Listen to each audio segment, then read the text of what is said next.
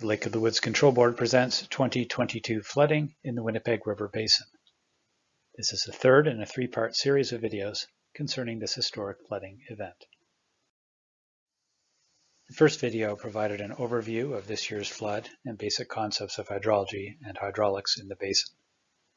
The second video reviewed in detail the 2022 flood hydrology, water levels, and water level regulation, and this video provides answers to common questions posed to the board. Topics for these questions were chosen with the assistance of the Lake of the Woods District Stewardship Association and include the following: preparation for spring of 2022, water level regulation in April and May, flood prevention and reduction, after the peak and into the future, climate change and flood frequency, and finally, regulation priorities set by the board. Question 1. Did the board anticipate high flows this spring? If yes, what did it do to prepare? And if no, why not? Heading into the spring, the board assessed the risk of high water based on several factors that contribute to the risk of high spring flows.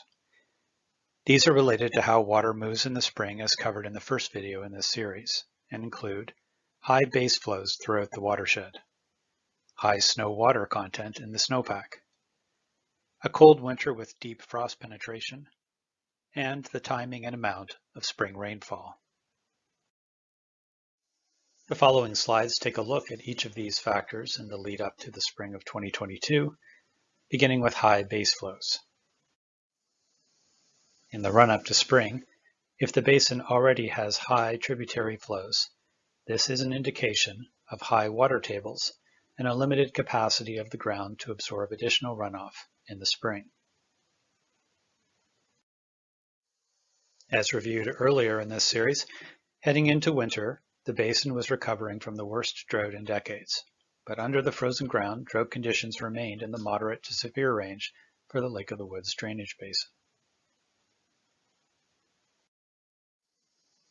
These drought conditions were reflected in the tributary flows and in the inflows to the major lakes, which were low heading into the winter. By early March, as the board was meeting to develop a spring strategy, flows were generally in the low normal range, indicating some room for storage, and that base flows did not represent a high risk for spring flooding.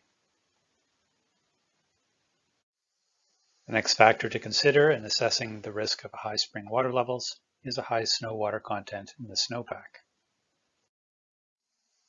Having a high water content in the snowpack means the potential for a rapid start to spring flows if it comes off quickly. However, it is not a guarantee. Windy, warm conditions can quickly reduce the snowpack as snow is lost to the air through sublimation, substantially reducing runoff. As covered earlier in this series, winter precipitation may seem like a major contributor when snowbanks are high heading into April, but in terms of total quarterly precipitation, the first quarter of the year is generally the lowest. However, as this is generally accumulated with limited losses through the season, it is still important to weigh in the spring flood risk assessment. Snowpack alone, though, is not sufficient to refill Lake of the Woods or to cause spring flooding. A common misconception is that snow and ice that build up on the lake are additional inputs that will be added once the melt occurs, and are therefore not factored into the lake level over the winter. This is not the case.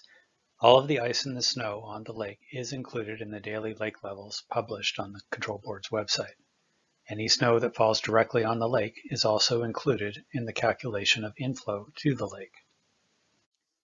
There are several methods for measuring water level, but each takes into account the total water in whatever form. For instance, a pressure transducer, as shown here, records the pressure at the bottom of the lake bed that is provided by the water above it and converts this into a depth of water. From there, the water level is easily computed. It doesn't matter if the water is liquid, ice, or snow. It provides the same pressure and is therefore accounted for in the measurement. The Secretariat collects estimates and measurements of snow water throughout the winter from a variety of sources. These sources were generally consistent in showing that snow water content was moderately high, with areas of very high amounts in the northern part of the basin, including around Kenora and the Winnipeg and English rivers.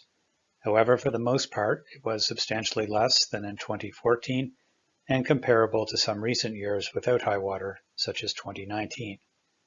As shown here in images from mid-March, snow water equivalent from Environment and Climate Change Canada.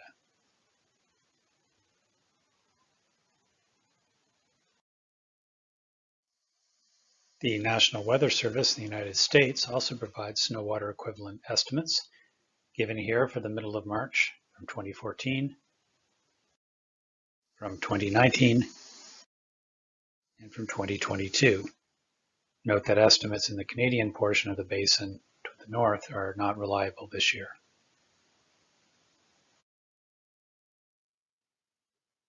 On the ground measurements of snow on April 1st in northwestern Ontario indicated a high water content in the snow. However, these values are similar to those observed on the same date in 2018 in Kenora and Atikokan, and substantially less than was observed on the same date in 2014. The third spring flood risk factor is how cold the winter is, as this is related to the depth of frost penetration. A deep frost delays the thaw and access to infiltration into the ground in the early spring. Shown here is the average temperature from January through March around Lake of the Woods, which was moderately cold in 2022 compared to some recent years, but much warmer than in 2014 and similar to 2019. There have been many years throughout the last century where temperatures were colder and no spring flooding occurred. This plot shows the depth of frost penetration near the Rainy River at Birchdale, Minnesota for 3 years, in red 2014, in pink 2018, and in blue 2022. 2022 is very similar to 2018 in terms of frost depth and much shallower than in 2014. The fourth and most important factor in the spring flood risk is the timing and amount of spring rain. The timing is important relative to the loss of the snowpack. Rain directly on the snowpack results in rapid runoff over frozen ground, leading to quickly rising flows to lakes and rivers. The amount of rainfall, however, is perhaps the most important of all, as it is the main driver in the supply of water to the basin. Well above normal seasonal spring totals lead to extreme flows into lakes and rivers and high water levels. Unfortunately, due to the complexity of the Earth's atmosphere and meteorological processes, forecasts beyond a few days are not reliable, particularly for precipitation. And this makes prediction of spring flood conditions very challenging. As shown here, the National Weather Service in the United States at the start of March indicated that precipitation for March, April, and May had equal chances of above and below normal precipitation in Minnesota. They indicated as well a seasonal temperature outlook of some probability of above normal temperatures in the spring. The long-range forecast from Environment Canada, issued at the end of February, also gave no indication of above normal precipitation for the spring, but indicated a cooler spring across the basin. The updated seasonal forecast by the National Weather Service at the end of March, out into June, again indicated equal chances of above or below normal precipitation for the region. To review, high base flows did not exist across the basin heading into the spring of 22. There was, however, a substantial snowpack, and some areas had very high water content. The winter was cold, but not extremely so, and warmer than in some years, such as 2014, with high water. The frost depth was not unusually deep. The timing and amount of spring rainfall could not be known ahead of time. Taken together, the board recognized there was some risk for above normal flows in the spring, and adjusted its target for the start of spring on Lake of the Woods accordingly. At a board regulation meeting in early March, the start of April target was established at the lower end of the normal range for Lake of the Woods, and outflow increases were carried out in order to meet that target.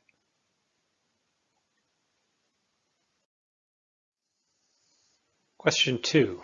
What actions did the board take in April and May? Related questions, depending on the location. Why did the board wait to fully open the Norman Dam? Or, why did the board open the Norman Dam so quickly? To answer this question, it's useful to understand the board's adopted strategy and approach heading into the melt. These paragraphs are from the spring strategy adopted in early March. Historically, the refill rate of Lake of the Woods is a factor more of the timing and magnitude of spring rainfall than of the snowpack at the end of winter. Since spring rainfall is highly variable and precipitation forecasts are unreliable beyond horizons of more than a few days, regulation must be continually updated and outflow adjusted in response to changing conditions and forecasts. The strategy included the following specific aims relative to the speed of increasing outflow before the ice is off the lake and the river. Minimize ice damage when possible. Ice damage is greater in the spring if there are rapid changes in water level on either the lake or the river, and especially if the level rises while there is still a solid ice cover. Where feasible, limit outflow increases to a maximum of 100 cubic meters per second per week, corresponding to 25 to 30 centimeters or 10 to 12 inches of river level rise. Persistent higher inflow to Lake of the Woods could, however, necessitate outflow increases of 200 cubic meters per second per week or more, corresponding to 60 centimeters or 24 inches or greater of river level rise. This slide shows the level of Lake of the Woods on the left and the level of the Winnipeg River on the right. Outflow increases directed by the board are denoted by the numbers. In early April, the spring melt was progressing as normal, and the board began to gradually increase outflow, targeting a controlled refill of the lake. Following the first Colorado low, the size and frequency of outflow increases picked up, raising the level of the Winnipeg River by about 5 feet by the end of April, more than double the rate of rise of the lake. These increases were made to balance the rising water level conditions. After the April 22nd Colorado low, which brought the first significant rainfall of the season, it was clear that a high water situation would develop, and the board met frequently to decide how often and how large outflow increases should be. In May, the board directed 3 more large outflow increases, including 200 cubic meters per second on the 1st of May. This resulted in a staggered but regular and rapid rise in the river level. Staging the increases was done in an effort to balance the rapidly rising lake level with the impacts of rapidly raising the river while the ice was still on. Notice was provided on the Lake of the Woods Control Board notice board and to a distribution list of river interests to provide some lead time for making adjustments to docks where possible.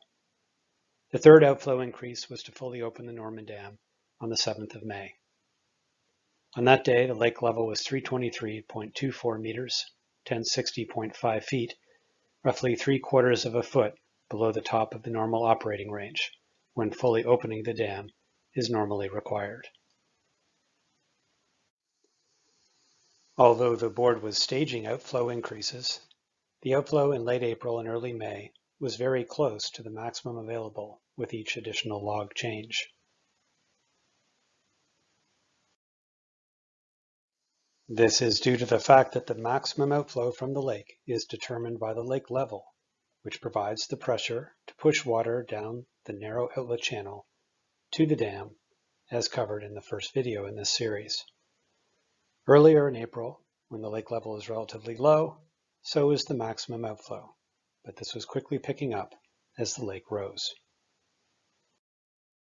So how much faster was the rate of rise of Lake of the Woods by not opening the Norman Dam in the last week of April? The lake rose only slightly faster, this difference changing daily with the rising lake and the outflow changes. However, it ranged from between 1 and 2.5 centimeters per week between the first major rain event on April 22nd and fully opening the Norman Dam on May 7th.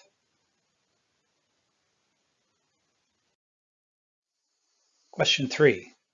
What could the Lake of the Woods Control Board have done to prevent flooding on Lake of the Woods and the Winnipeg River in 2022?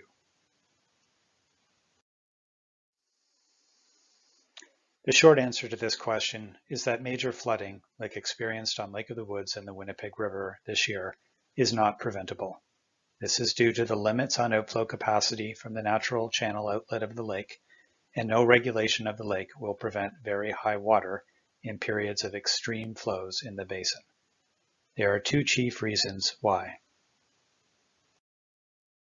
The first is the storage capacity in the lake. The board lowers the level of Lake of the Woods each year over the winter to create storage room for the spring runoff season. This is typically on the order of 1.5 to 2 feet below normal summer levels. However, it is not uncommon to need to cut outflow in the spring in order to refill the lake to normal summer levels. And in drought years, it may not be possible. Lake of the Woods is a massive water body. In fact, after the Great Lakes, it's the largest freshwater lake in the USA.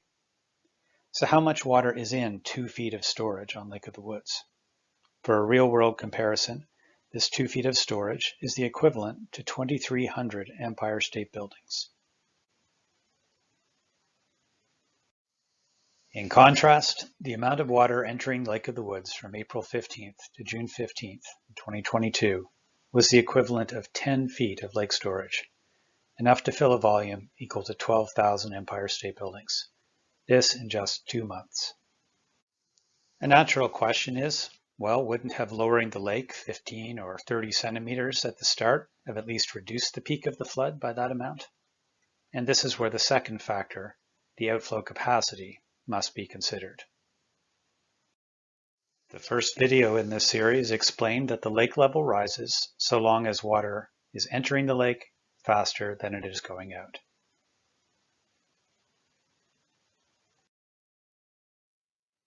And second, that the water going out of the lake depends on the lake level once the dam is fully opened.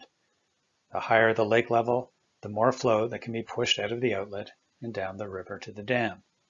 The maximum flow is based on the lake level. The following animation brings together the concepts of inflow and outflow balance and the maximum outflow capacity to show how the lake responds during a major high inflow event and the effect of lowering start levels. On the left is the inflow to the lake as it quickly rises to a very high rate. On the right, the outflow to the lake, represented by this dial. In the middle, how the lake level responds. Two scenarios are considered. The first, a lower starting level shown in blue on the lake level and on the outflow dial, and the second, a higher starting level shown in red. Because the lake level starts higher in the red scenario, the outflow starts higher as well. In the lower scenario, water leaves the lake at a slower rate, meaning that the lake level climbs at a faster rate. If the inflow is much higher than the outflow for a long time, eventually the two scenarios reach about the same level and then follow the same general decline once the outflow is greater than the inflow. Preliminary modeling of some what-if scenarios illustrates this for Lake of the Woods. In the first scenario, the lake level on April 1st starts 15 centimeters, or 6 inches lower than the actual level. Historic data is shown in blue, and the simulated data in red. For the simulation, the peak level is 7 centimeters, or 2 3/4 inches lower than the actual peak level in 2022. However, this level is of course very high and much higher than the peak level in 2014. In the second scenario, April 1st starting level is 30 centimeters below the actual 2022 level, or 6 inches, and is shown in the green dashed line. With this lower starting level, The peak is 12 centimeters, or 4 3/4 inches lower than the actual 2022 peak. Still a major flood, and much higher than the 2014 peak level. While the prospect of even a few inches lower peak may seem worth dropping the lake at the start of April, it's important to understand what that decision would have looked like in the middle of winter. First, there were mixed indicators for risk of spring flooding and no indication that the spring would be the wettest on record, so a decision to target dramatically lower would have lacked justification and would have presented a high risk for a third straight year of low water levels in the spring and summer on the lake and river. Second, dropping the lake to this degree would have required nearly fully opening the dams in Kenora and raising the river level by 2 meters, or 6 feet, in the middle of winter, resulting in extensive damage due to the ice. The lake would have seen an additional 45 centimeters, or 1.5 foot drop in just 4 weeks, resulting in damage to docks around the lake from the weight of the hanging ice. In short, dramatically lowering the lake level was not an option under consideration at the start of March. Question 4. Why did it take so long for the lake to drop? Related questions: what are the plans for the fall? And are there concerns about ice damage this winter? By mid-June, most of the upper basin and smaller tributaries around the region were well within the normal range, and some were even low. The fire hazard was picking up by midsummer, and the watershed was dry. So how could the lake not be dropping? This is due to two main factors. First, the location and hydrology of Lake of the Woods, and second, the sheer volume of inflow to the lake over the spring and summer. As discussed in the first video, the flood progressed like a wave from upstream to downstream. It takes time for all the excessive runoff to work its way down through the system along the central drainage and eventually into the Winnipeg River. The bottlenecks at Namakan Lake and Rainy Lake delay the wave to some degree and provide a longer lasting but ultimately lower peak inflow to Lake of the Woods. The peak levels were staggered at each of the major lakes, with Namakan Lake on the 28th of May, Rainy Lake on June 9th, and Lake of the Woods on June 28th. However, each lake took time to start dropping quickly. It took Namakan Lake, which is fed only by natural flows, over a month to drop back to its normal operating range. At that time, on July 5th, sharp outflow cuts were allowed as the flows into the lake were normal. Because Namakan Lake is the largest source of flow into Rainy Lake, once those cuts out of Namakan occurred, the level of Rainy Lake began to drop much more quickly. Rainy returned to its operating range around July 26th.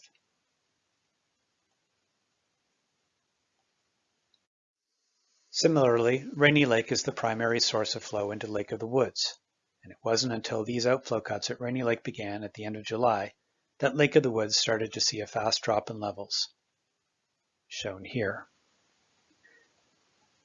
Before then, Rainy Lake had been running at maximum outflow, at times record outflow, since May, continually feeding Lake of the Woods with high flows. This order of declines reflects the fact that water is moving downstream through the system to progressively larger lakes, each with a bottleneck limiting outflow. The second factor is the sheer volume of inflow to the lake in 2022. Shown here is a plot of daily inflow and outflow to the lake beginning in early April. The excess inflow is represented by the blue lines above the orange lines. Every day the blue is higher than the orange, the lake level is rising. The greater the difference, the faster the rise, and the more water that is getting stored in the lake. The greater the storage, the longer it will take to release it. Inflow and outflow do not come into balance until the end of June, at which point the lake stops rising. But wet conditions resuming in July means that the outflow is only a little bit more than inflow, and the lake barely shifts level. Only after Rainy Lake outflow cuts begin in late July does the outflow greatly exceed the inflow, and the lake level start dropping quickly.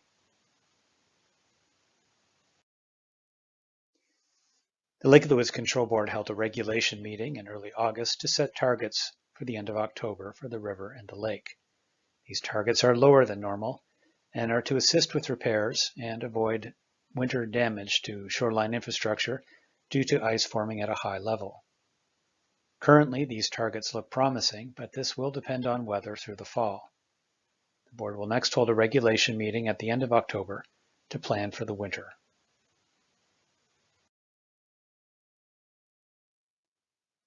Question 5.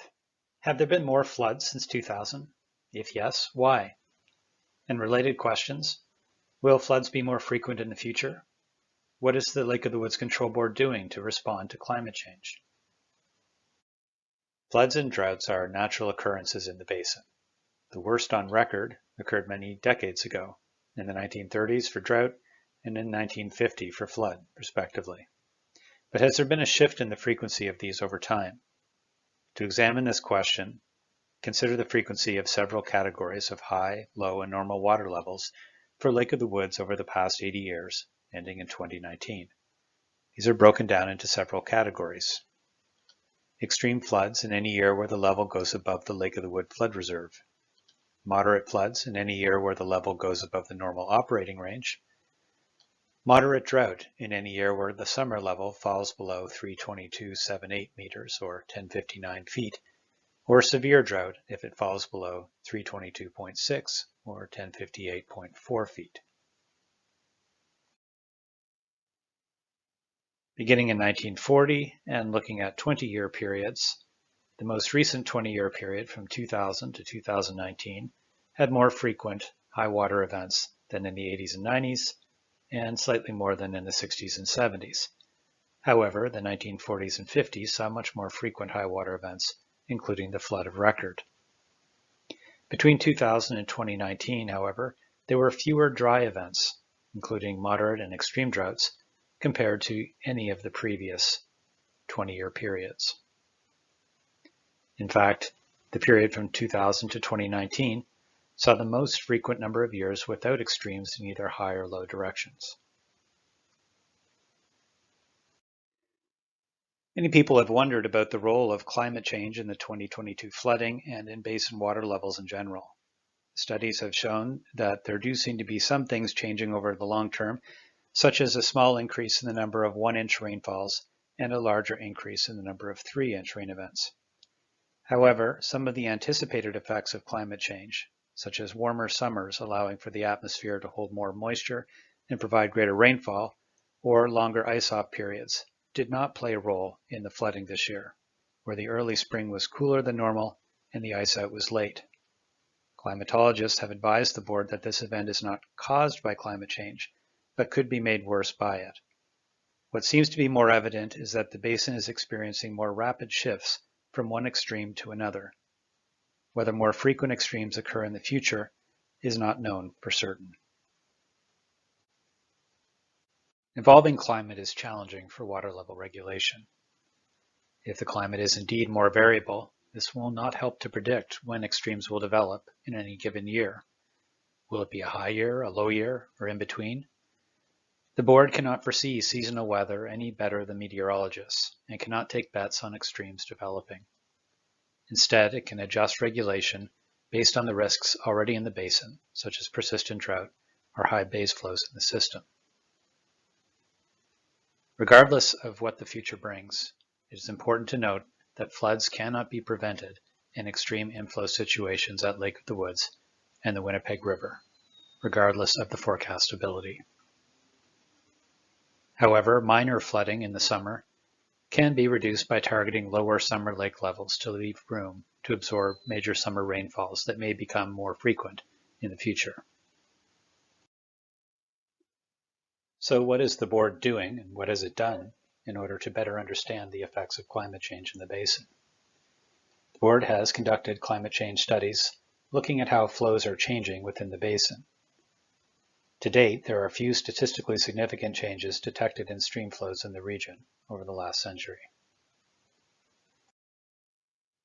Work has also been done to examine whether climate cycles, such as the well-known El Niño-La Niña, can help to identify risks of seasonal extremes in advance, and this area has some promise. However, it is not likely to be sufficient to support major shifts in lake level targets months in advance. The board also continues to work on short-term forecast improvements, an area in which it has made large strides in the last 10 years. Board members and staff draw on a community of experts investigating the same concerns related to climate and improved forecasting, and will continue to collaborate in these areas in the future. Question 6. How does the board set priorities amongst competing interests? Related questions: is hydropower given preference? How are property owners considered by the Lake of the Woods Control Board? The board's mission follows from its mandate as laid out in Ontario, Manitoba, and federal legislation and the Canada-US Treaty on Lake of the Woods. The mission statement is to regulate the water levels of Lake of the Woods and Lac Seul and the flows in the Winnipeg and English rivers downstream of these lakes to their junction for the long-term benefit of all users and interests. The board's approach to fulfilling this mission is centered on the development and execution of seasonal regulation strategies. These strategies are developed and adopted several times a year at regulation meetings. Invited to the meetings are representatives of various groups affected by water level regulation and advisors from resource agencies on matters related to the environment. Property interests on Lake of the Woods and along the Winnipeg River in Ontario are represented by the Lake of the Woods District Stewardship Association, and along the Winnipeg River in Manitoba by the Whiteshell Cottagers Association. The overriding requirement for the board is to attempt to stay within the legislated operating range for Lake of the Woods and Lac Seul. After that, priorities vary depending on the season. In general, in the spring, the main aims are to reduce flood risk, to target lake and river levels to support spring spawning and wild rice growth, and gradually fill the lake to summer navigation levels. By fall, gradually dropping the lake to avoid the need for a steep winter drawdown and to provide safe levels at freeze-up. Over the winter, having stable river flows and a gradually dropping lake to make room for the spring melt while meeting core winter period hydroelectric demands. These are general priorities for when flow conditions in the basin allow for control of the lake and the river level. However, as has been the case in much of the past 2 years, exceptional flow conditions result in a shift in focus. In prolonged periods of dry conditions, the board aims to continue to provide water to the river for all downstream interests. The lake is the chief supply of water in these conditions, and storage must be carefully drawn from, as there can be no certainty when a dry period will end. This will result in lower river levels and a falling lake level. Under extremely high inflow conditions, the board aims to balance the rising lake with increases in outflow to the river, up to fully opening the dams if the operating range is likely to be exceeded. It's a common perception that high flow conditions are beneficial to hydropower, and that the board's regulation in high water conditions is aimed at benefiting hydropower companies. This is not the case. The hydroelectric facilities in this system create electricity by harnessing the power of falling water. In hydraulics, this is known as head. It is the drop in the water level from the upstream side of the dam to the downstream side of the dam. Generally, the greater the head, the more power available to turn the turbines and to generate more electricity. Under high flow conditions, the water upstream of the dam is certainly higher, but so is the water on the downstream end. This results in a loss of head and a reduction in generating capacity and revenue. At the most extreme, head loss is so great that generation is no longer feasible. This is the case when the Norman Dam is fully opened. On the top, during lower flow conditions, water can be backed up to provide a high head. When all the logs are out at Norman Dam, the head loss is so significant that there is barely a difference between the upstream and the downstream end, and generation of electricity simply isn't feasible. For 4 months this year, no generation occurred at the Norman Dam.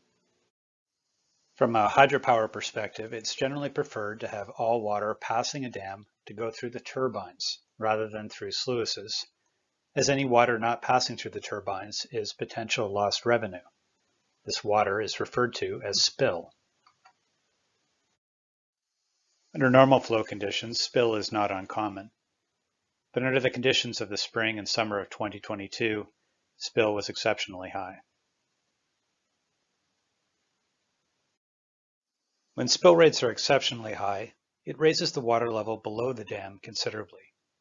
Areas of the Winnipeg and English rivers that saw record flows this year also contended with record high water levels below the dams, risking the flooding of turbine rooms and damage. In summary, high water conditions are not beneficial to hydropower in the region and are certainly not targeted by the board. This concludes this video series. For more information on the Winnipeg River Basin and the regulation by the Lake of the Woods Control Board, please visit the board's website, lwcb.ca.